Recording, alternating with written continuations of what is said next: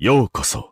यो होला अमीगो लॉन्डो। आज के वीडियो में मैं बोर्डो टू ब्लू वोर्टेक्स चैप्टर 11 को एक्सप्लेन करूंगा। इस वाले चैप्टर में हम लोग एज यूजुअल बोर्डो को फ्लेक्स करते हुए देखते हैं, साथ ही हम लोग देखते हैं हिमावरी के कुछ पावर लेवल्स और उसके साथ हम लोग को सारादा के शारिंगन के बारे में कुछ पता चलता है। तो चलो यार और ज्यादा टाइम वेस्ट ना करते हुए बढ़ते हैं चैप्टर की तरफ। लेकिन ये वाला चैप्टर को शुरू करने से पहले मैं पिछले चैप्टर का एक छोटा सा रिकैप दे देता हूँ। हम लोगों ने पिछले चैप्टर में देखा था जूरा ने इनोजन को पेल दिया था, जिससे हिमावरी बहुत ज्यादा रेज में आ गई थी और इस चैप्टर के अंदर हिमावरी रेज के अंदर क्या कुछ करती है वही हम देखने वाले हैं। बोर्डो टू ब्लू वोर्टेक्स चैप्टर 11 के स्टार्टिंग में हम लोग देखते हैं हिमावरी उस पेड़ को तोड़ के इनोजिन को बचा लेती है। यहाँ पे जूरा ने जिस पेड़ को यूज करके हिमावरी को कैप्चर किया था उसकी बात हो रही है। साथ ही हम लोग देखते हैं हिमावरी का जो पैर टूट गया था ना वो भी सही हो जाता है। पिछले चैप्टर में हम लोगों ने देखा था जूरा ने हिमावरी का पैर ट्विस्ट कर दिया था प्रॉपर, तो हिमावरी ने खुद को हील कर दिया और सिर्फ खुद को ही नहीं उसके साथ उसने इनोजिन को भी हील कर दिया। बट हिमावरी ने इनोजिन को प्रॉपर हील किया या फिर नहीं वो उसको भी नहीं मालूम। हिमावरी बोलते मैं इसको प्रॉपर हील कर पाई या फिर नहीं ये मेरे को नहीं पता, तुम इसको क्विकली हॉस्पिटल लेके जाओ। ये देख के मेरे को वो वाला सीन याद आ रहा है जब नारुतो ने 4th ग्रेट निंजा वॉर के दौरान काकाशी का आई हील किया था। नारुतो ने आई को हील तो कर दिया था लेकिन उसको भी नहीं मालूम था उसने कैसे किया। सेम यहाँ पे हिमावरी के केस में भी है। और अगर तुम्हें याद हो सास्के ने जब नारुतो के अंदर छेद कर दिया था, अंदर तो नहीं चेस्ट में छेद कर दिया था, तब नारुतो के अंदर कुरामा सील था और उसका जो ऊंट था वो प्रॉपर हील हो चुका था। लेकिन हिमावरी के केस में हिमावरी और Kurama are one body one soul, उन दोनों का सोल अलग अलग नहीं है। इसीलिए अगर तुम नारुतो से हिमावरी के हीलिंग पार्ट्स को कंपेयर करो, हिमावरी के हीलिंग पार्ट्स बहुत ज्यादा इंसेन है नारुतो से। बैक टू द मांगा हम लोग देखते हैं हिमावरी बोलती है वो जूरा से अकेले फाइट करने वाली है। इसका रीजन है टेंटल्स पड़े हैं हिमावरी के पीछे और अगर बिन बात का टीम 10 इंटरफेयर करे तो वो लोग पेले जाएंगे जस्ट लाइक इनोजिन। शिकादा इससे एग्री करता है, वो बोलता है वैसे भी इनोजिन के साथ हम लोग ज्यादा कुछ कर नहीं पाएंगे, हम तुम्हारे बीच इंटरफेयर ही करेंगे। लेकिन चोचो इससे डिसएग्री करती है। चोचो हिमावरी को अकेले इस दरिंदे के पास रख के नहीं जाना चाहती, वो बोलते है वो हिमावरी के अलोंग साइड रह के फाइट करेगी। आगे हम देखते हैं हिमावरी निकलती है स्पाइडी फैन। वो बोलती है great power comes with great responsibility. वो बोलती है अगर यहाँ पे मेरा बाप या फिर भाई होता वो भी सेम करते, इसलिए तुम लोग यहाँ से निकलो। आगे चोचो हिमावरी को बोलते हैं तूने मेरे साथ पैनकेक खाने का प्रॉमिस किया था ये मत भूलना। हिमावरी बोलते ठीक है नहीं भूलूंगी, अभी तो निकल। देन टीम 10 वहाँ से निकल लेती है। आगे हमारा चिलगाए बोलते हैं साले